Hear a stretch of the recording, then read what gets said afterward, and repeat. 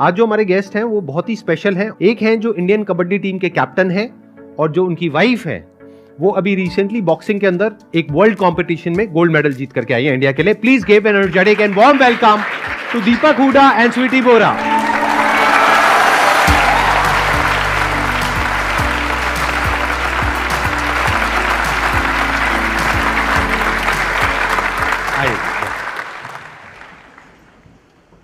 आप थोड़ा सा बताएंगे कि आप लोग कैसे मिले, और शादी तो अभी आई थिंक लास्ट ईयर हुई है, लास्ट ईयर, राइट? हाँ जी। तो किस तरह से आप लोग मिले, मतलब is it a love marriage, arrange marriage?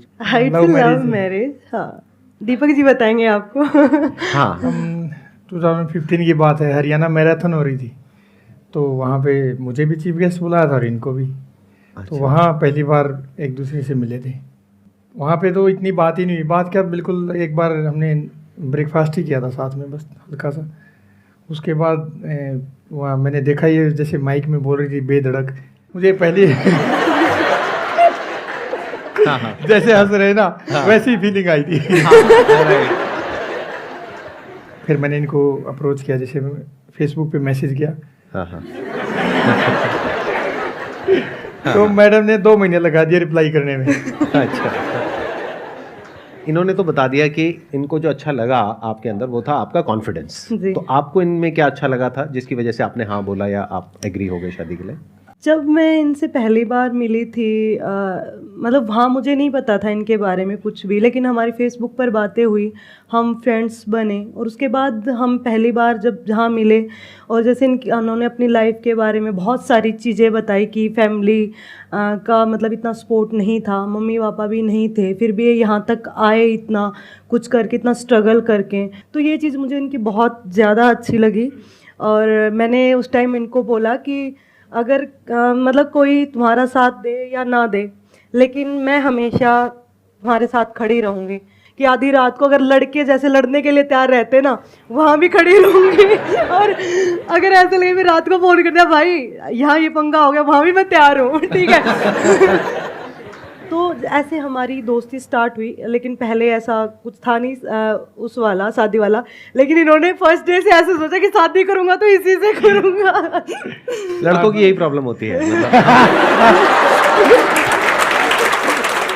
हमारी विजन काफी क्लियर होती है, मतलब बहुत दूर तक देखते हैं। पहले थोड़ा हंसी मजाक कर लेते हैं, उसके बाद में थोड़ा सीरियस मोटिवेशन पे और उस सब पे आएंगे। क्या कभी एक्चुअल में कभी ऐसा हुआ कि आप दोनों की लड़ाई हुई हो, दोनों ने मिल करके किसी को पीटा हो, या ऐसा कभी कुछ हो गया हो? नहीं, किसी को वैसे मिल के पीटा तो नहीं आपस में। हाँ, लेकिन एक बार एक झगड़ा हो गया था, ऐसे था तो फैमिली का ही, तो मैं तो इतना बोल नहीं सकता था। अच्छा। तो मैं वैसे कम ही बोलता हूँ, वैसे मैं ज़्यादा सीरियस टाइप। तो मैं ऐसे बैठा था, वो मुझे बोल रहे कुछ। अब गलती भी उनकी, काफ़ी देर होगी, स्वीटी बैठी देख रही, मैं कुछ नहीं बोला, मैं चुपचाप सुन रहा। इसको आया गुस्सा, इसने उनका गला पकड़ के उठा लिया। मेरी सिस्टर बैठी, जैसे मेरे मदर फादर की तो बचपन में डेथ हो गई थी, मेरे भांजा भांजी बैठे, इनके फादर साहब आए हुए थे। हम सभी देख रहे और ये उसका गला पकड़े हुए। ना मैं बोल रहा ना कोई और बोल रहा। तो एग्रेशन तो इसको बहुत जल्दी आता है। शुक्र है कि बाहर कहीं लड़ाई नहीं होती है हमारी। मेरे मामले में मैं खुद के ऊपर, अगर मेरे ऊपर कोई बोलता है तो मैं इजीली सुन लेती हूँ, लेकिन पता नहीं क्यों अगर बात दीपक पर आती है ना, उस टाइम मेरे से सुना नहीं जाता। इनसे अगर मेरी बहुत ज़्यादा लड़ाई भी हो रही हो, बोल भी नहीं रही हो, अगर इनके बारे में फिर भी ऐसे कोई बोल देना, मेरी आंखें ऐसे जाती है। तो जब आप लोग क्वेश्चंस पूछेंगे तो थोड़ा ध्यान रखना, ठीक है? हाँ, आप इनके बारे में बोल सकते हैं, इनके बारे में भूल के भी मत बोल देना। तो अब ये तो हो गया हंसी मजाक, अब थोड़ा एक सीरियस बात करते हैं। आप दोनों ही हमारे देश के लिए गोल्ड मेडल लेकर के आए हैं अलग अलग स्पोर्ट्स में, तो इसके लिए कितना डिसिप्लिन चाहिए, डे टू डे बेसिस पे कितने सालों तक कितनी मेहनत करनी पड़ती है, अपनी फिटनेस के ऊपर काम करना पड़ता है, अपने स्किल्स के ऊपर करना पड़ता है, अपनी प्रैक्टिस करनी पड़ती है, तब जा करके कहीं कुछ आप इतना बड़ा अचीव कर सकते हैं। तो हम सब आपसे ये समझना चाहेंगे कि ये जो डिसिप्लिन है आपके अंदर, ये किस तरीके से आप कंसिस्टेंटली इसको कैसे मेंटेन करते हैं आप दोनों? देखो, कोई भी फील्ड में जो अच्छा कर रहा है, जैसे आप हैं या कोई भी है, हार्डवर्क तो सबको करना पड़ता है, लेकिन एक एथलीट की लाइफ ना थोड़ी डिफरेंट होती है। हम पढ़ाई सर्दी बारिश गर्मी है तो एसी में लेट के भी कर सकते हैं, सर्दी है हम अपनी रजाई में दुबक के पढ़ाई कर सकते हैं, लेकिन हमें तो वही सुबह 4 बजे उठ के, चाहे सर्दी हो चाहे बरसात हो रही, प्रैक्टिस के लिए जाना पड़ेगा। और बहुत बार ऐसा होता है कि इंजरी हुई होती है, हमें एंकल सूजे रहते हैं, लेकिन हार्ड वर्क करना है क्योंकि नेशनल सर पे आया होता है। सुबह तकरीबन आज तक लाइफ में कोई 200 बार ऐसा हुआ होगा इतने सालों में कि सुबह उठते हैं तो पैर लंगड़ा के चल रहे हैं, पैर सूजे हुए हैं, पूरी बॉडी पेन कर रही है, लेकिन फिर भी हार्ड वर्क करना है। और इंडिया टीम का सवाल होता है तो हार्ड वर्क उस लेवल का ही करना पड़ता है, क्योंकि पूरी दुनिया के साथ खेलना होता है। तो कभी तो मन में ऐसा आता होगा कि छोड़ो ये सब, अब क्या ज़रूरत है, अब तो इतना अचीव कर लिया है। मतलब I am just curious to know, क्योंकि जब एक इंसान अपने करियर को शुरू कर रहा होता है तब तो क्या होता है कि गोल क्लियर होता है कि हमें देश के लिए गोल्ड मेडल लेकर के आना है। अब तो आप दोनों ही काफ़ी कुछ अचीव कर चुके हैं, बहुत सारे आपको अवार्ड्स मिल चुके हैं, बहुत सारे मेडल्स मिल चुके हैं। तो अब आपकी क्या मोटिवेशन है, अब क्यों सुबह उठना है, अब क्या ज़रूरत है? सीखने की और प्रोग्रेस करने की कोई लिमिट नहीं होती। हम पूरी लाइफ सीख सकते हैं और पूरी लाइफ हम प्रोग्रेस कर सकते हैं। अगर गिव अप करना होता तो यहाँ तक क्यों आए थे? अगर हार ही मानना था तो पहले भी ठीक था। मेरे मदर फादर की डेथ हो चुकी थी, मेरे पास 1 रुपया नहीं होता था, जब कोई सुविधा ही नहीं थी, मेरे पास सोचने को भी ये होता था कि सुबह क्या करूँगा। उस टाइम इतना हार्ड वर्क करते थे। मैंने एज ए टीचर भी काम किया 2 साल। ये कितने साल पहले की बात है? ये 2010 की बात है। अच्छा। 2 एकड़ ज़मीन थी मेरी, उसमें मैं खेती भी करता था। मेरा गोल बिल्कुल क्लियर था कि मुझे इतनी मेहनत करनी है कि जल्दी से कोई जॉब मिल जाए। हाँ हाँ। और कबड्डी मैंने इसलिए चूज किया कि ये बिना पैसे का खेल था। कैसे, मतलब मैं समझा नहीं कैसे? इसमें अपने को एक किट चाहिए बस। हमारी कच्चा बनियान, देसी भाषा में बोलते हैं, कच्चा बनियान उठाया और चल दी। इन्वेस्ट नहीं करना पड़ेगा आपको। अच्छा। मिट्टी के ग्राउंड में खेलते थे। तो जैसे क्रिकेट है या कोई भी टेनिस, उसमें किट चाहिए, ये चाहिए, वो चाहिए, पैसा चाहिए, हाँ। कोचिंग के लिए भी आपको बढ़िया एकेडमी चाहिए। ये बिना पैसे का खेल था। मैंने इसलिए चूज किया कि मेहनत ज्यादा कर लूंगा, वो मेरे बस की बात है, जो मेरे हाथ में वो कर लूंगा। तो सुबह 2:30 बजे उठता था मैं, 6-6:30 बजे तक प्रैक्टिस करता। कई बार तो ये लगा कि सब कुछ छोड़ दो, जिंदगी मतलब बर्बाद हो रही है, कुछ हो ही नहीं रहा सब कबड्डी से। वही 2-2:30 का टाइम आते ही वही फिर वो पॉजिटिव थॉट आई कि शायद प्रैक्टिस में कहीं कमी है। जो चीज़ कल से 200 बार की थी वो आज 400 बार करनी है, आज से बस वो डबल कर देनी है। फिर मैंने पीछे मुड़कर देखा नहीं। मैं अपना पहला सीनियर नेशनल खेला था 2014 में, पहले सीनियर नेशनल का बेस्ट प्लेयर था। क्या बात है, बहुत बढ़िया।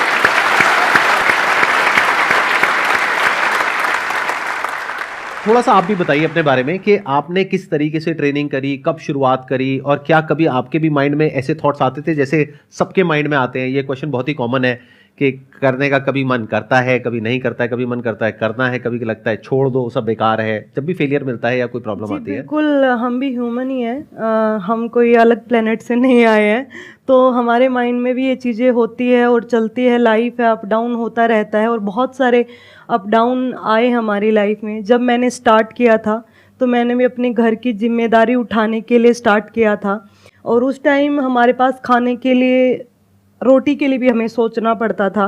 ऐसा टाइम हमने देखा। लेकिन मेरी माँ बहुत ज़्यादा हार्ड वर्किंग थी और उन्होंने मतलब कभी भी हमें ना गिव अप करना नहीं सिखाया, और उनके टारगेट इतने थे, वो चाहती थी कि जो चीज़ें मैं देख रही हूँ मेरे बच्चे ना देखें, जो चीज़ें मैंने बर्दाश्त किया मेरी लड़कियाँ कभी बर्दाश्त ना करें।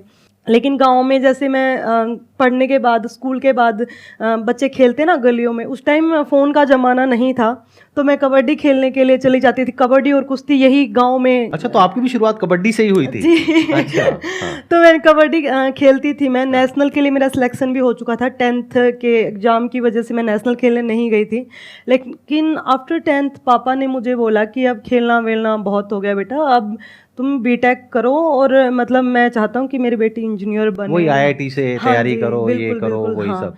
वही तो पापा चाहते थे। लेकिन मैंने उनको बोला नहीं पापा, मुझे ना अपना कैरियर गेम में बनाना है, मैं खेलना चाहती हूँ। तो फिर पापा ने बोला कि नहीं, ऐसे करो, तुम कोई इंडिविजुअल गेम ले लो ना, जैसे कि अगर तुम हारोगे तो अपनी कमियों की वजह से, और जीतोगे तो अपनी खूबियों की वजह से, तो इंडिविजुअल गेम करो। और बॉक्सर मुझे पहले से ही स्कूल टाइम बोलते थे, लेकिन मुझे नहीं पता था कि मैं एक इतनी मतलब इस लेवल की बॉक्सर बनूंगी उस टाइम। कभी आपने लड़कों को पीटा है? बहुत बार पीटा है। स्कूल टाइम में तो मैं लड़कों को ही ज़्यादा पीटती थी। अच्छा। तो चीज़ें ऐसे हुई, जैसे स्टार्ट मैंने किया, लेकिन अभी कंफर्म नहीं था कि इंडिविजुअल गेम मैं कौन सा करूं। और आपके पेरेंट्स ने आपको सपोर्ट किया? पेरेंट्स ने मुझे सपोर्ट किया, लेकिन जैसे पहले तो मैं ट्रायल्स वगैरह देने के लिए गई, लेकिन मेरे रिश्तेदार कुछ नहीं चाहते थे, क्योंकि बोलते कि अच्छे घरों की लड़कियां ना मतलब सुबह जाकर शाम तक पढ़कर वापस आए, घर पे वापस आनी चाहिए। हाँ, वही अच्छे- typical हाँ, mentality जो जी, होती जी। है, right, अच्छे घरों हाँ। की लड़कियां बाहर ऐसे नहीं घूमती है। तो फिर उसके बाद में क्या हुआ, फिर कैसे आपने बॉक्सिंग चूज जैसे किया? रेसलिंग और बॉक्सिंग दो ही ऑप्शन रहते थे मेरे पास। रेसलिंग मुझे पसंद भी नहीं था, लेकिन मैं ट्रायल्स जैसे पापा ने न्यूज़पेपर में भी देखा था कि साई में अच्छे बच्चों को तैयार किया जाता है। यहाँ हिसार साई में मेरे गांव से भी लड़के थे जो हैंडबॉल खेलते थे, उन्होंने भी बताया था। तो वहाँ कोच ने बोला कि लड़की की हाइट अच्छी है, वेट अच्छा है, मतलब ठीक है, ये बॉक्सिंग में डालोगे तो अच्छा कर लेगी। तो वहाँ से मैंने बॉक्सिंग में एंट्री की, लेकिन ऐसे नहीं, पहली बार जब मैंने बॉक्सिंग के ग्लव्स डाले थे, वो भी मेरी नॉकआउट बाउट से मैंने स्टार्ट किया था, और वो भी एक बहुत ही यादगार लम्हा है मेरे लिए। जब पहली बार मैं रिंग में चढ़ी, बॉक्सिंग ग्लव्स मैंने डाले, उस टाइम जो जिस लड़की के साथ मेरे ट्रायल्स थे वो काफ़ी टाइम से प्रैक्टिस कर रही थी, और मैं जाती हूँ, जैसे बेल बजती है, बॉक्स होता है, वो लड़की मुझे मार मार के मेरा मुंह लाल बना देती है। फिर जैसे राउंड खत्म होता है, मेरा भाई रिंग के साइड में खड़ा होता है, तो मेरे को बोलता है, दिखा दिए दिन मतारे, मेरे तो बहुत मारे। इसका मार के दिखाना है, फिर तो मानू। मेरे को इतना गुस्सा आया, क्योंकि मैं सबको, मतलब ऐसे नहीं था, मेरे अंदर बहुत ज़्यादा पावर थी, तो कोई बोलता नहीं था इतना कि मतलब उल्टा पुल्टा। मैं गई और जाते ही मैंने उस लड़की को, अब पता है उसको अपर कट बोलते हैं, मैंने उसको पेट में इतना ज़ोर से मुक्का मारा, वो लड़की वहीं गिर गई। वो मेरी लाइफ का पहला नॉकआउट था, और मेरे गेम में वो पहली मेरी एंट्री थी बॉक्सिंग में। और उस टाइम जो कोच थे, उन्होंने बोला कि एक दिन आपकी ये लड़की वर्ल्ड में बहुत आपका नाम करेगी और वर्ल्ड में चैंपियन बनेगी, और वो लड़की आज आपके सामने वर्ल्ड चैंपियन बनकर बैठी हुई है।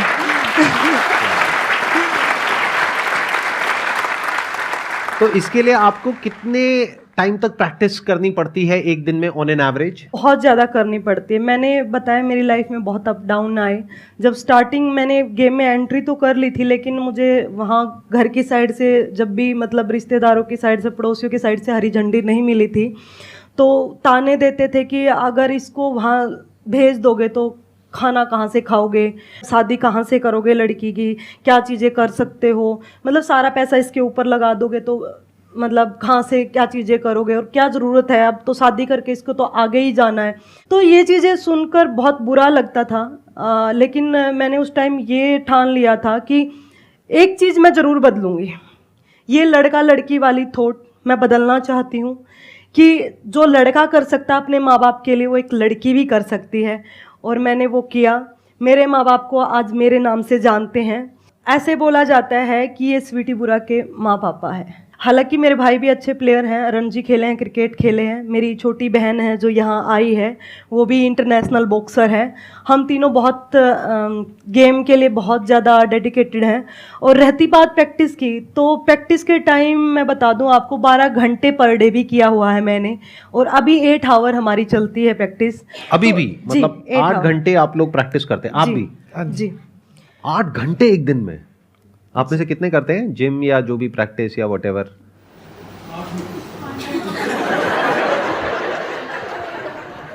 मैं बस ये मानती हूँ कि जो हम देंगे ना, वो हमारे पास वापस ज़रूर आता है लौट कर।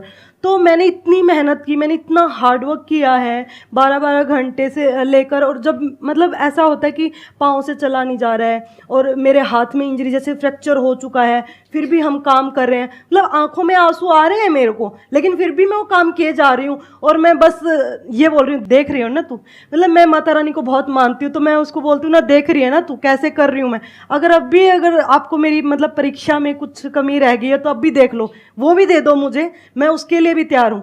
अगर आपकी लाइफ में कोई भी प्रॉब्लम आती है ना, और फिर भी आप उसको फेस करते हो और ये बोलते हो कि मैं रुकने वाला नहीं हूँ या मैं रुकने वाली नहीं हूँ, तो कोई भी ताकत आपको नहीं रोक सकती यार, कोई भी ताकत नहीं रोक सकती है। बहुत बढ़िया।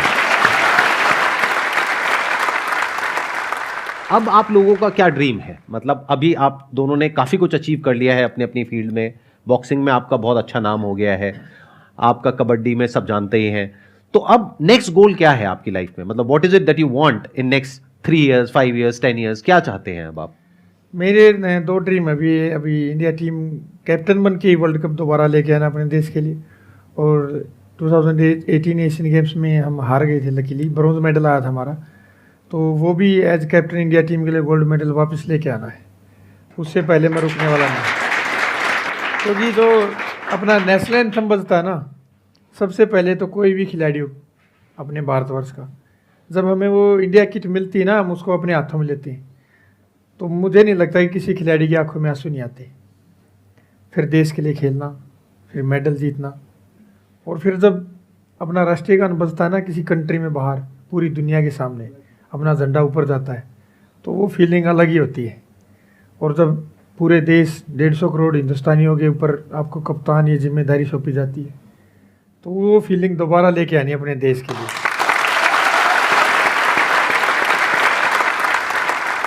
आपका क्या गोल है, आपका क्या प्लान देखिए है? मेरे पास सब में गोल्ड मेडल हो चुका है मेरे पास, लेकिन अभी एक ओलंपिक का गोल्ड मेडल रहता है मेरे लिए, और इसके लिए ना मैं दिन रात बहुत ज़्यादा मेहनत कर रही हूँ, और मुझे आप सबकी दुआओं की बहुत ज़्यादा ज़रूरत है।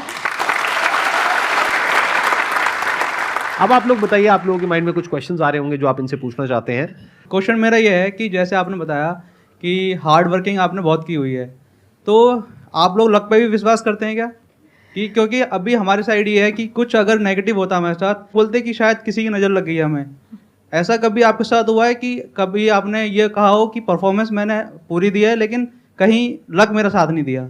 देखो, ये तो कभी कभी फील तो हो जाता है कि लगता है कि शायद मैंने इतना हार्ड वर्क किया, मैं उतना अचीव नहीं कर पाया, या कल मैं इतना अच्छा नहीं खेल पाया या किसी कंपटीशन के लिए। लेकिन ओवरऑल ऑप्शन एक ही होता है हमारे पास, हार्ड वर्क, क्योंकि उसको कोई नहीं छीन सकता। लक का तो गारंटी नहीं होती, लक में तो ये होता है कि लक साथ दे देता तो हो जाता, लेकिन मुझे पता है कि मैंने इतनी हार्ड वर्क कर रखा है कि मैं ये 100 मीटर स्प्रिंट 10 सेकंड में निकाल लूँगा, वो मेरे हाथ में है। अब वो पैर ट्विस्ट हो जाए या ना हो जाए, वो मेरे हाथ में नहीं है, या कोई दूसरा ज़्यादा मेहनत करके अपनी मेहनत की गारंटी ले सकते हैं हम, वो हमारे हाथ में है। तो हार्ड वर्क पे ही ज़्यादा बिलीव करता हूँ मैं तो। और इनके क्वेश्चन में ना 2 फैक्टर्स हैं, एक लक है, एक ये कह रहे हैं नजर लग गई। वो लक नहीं है, वो तो अंधविश्वास हो गया। वो तो अंधविश्वास हो गया। तो क्या आप दोनों अंधविश्वास में विश्वास रखते हैं या लक में विश्वास रखते हैं? लक मतलब कि बहुत कुछ हमारे हाथ में नहीं होता, विच इज अ फैक्ट। गांव में वो बैल लेके आते थे, कुछ महाराज वगैरह गांव में आते थे पहले, नंदी बैल लेके। उस टाइम मेरे फादर जीवित थे, 2006-7 की बात है। तो उन्होंने बोला मतलब इसका बताओ थोड़ा अच्छा फ्यूचर। तो उसने एक तो मैं 26 साल में मार दिया था। 26 साल के हो जाओगे। अभी आपकी एज कितनी है? अभी मैं 29-30 हो हाँ, तो पार हो गए, ठीक है, पार हो गए, बढ़िया। तो बोले 26 साल, इनकी तो एज बहुत छोटी है। हाँ। पिताजी बोले कितनी है? बोले तो 25-26 साल ही जिएगा। और फिर बोले और कुछ अच्छा करेगा? बोले नहीं, ये दाल रोटी मुश्किल खाएगा। तो ये मैं आपको सच्चाई बता रहा हूँ, इन चीज़ों के ऊपर बिलीव मत करो। अगर आपने किसी भी फील्ड में आप अच्छा करना चाहते हैं, चाहे अपनी पढ़ाई में, अगर आप किताब उठा के पढ़ोगे ही नहीं तो दिमाग में कहाँ से पढ़ाई घुसेगी, आपकी नॉलेज ही नहीं जाएगी। तो वो हार्ड वर्क ही है।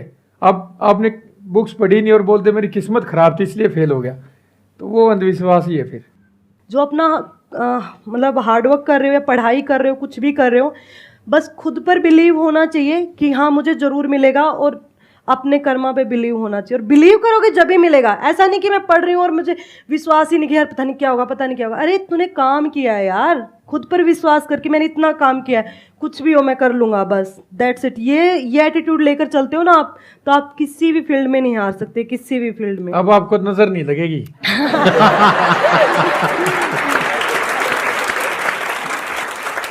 थैंक यू सो मच यहाँ पर आने के लिए। मुझे बहुत अच्छा लगा आप दोनों से मिल करके, इंटरेक्ट करके, and it was pleasure meeting you, pleasure talking to you.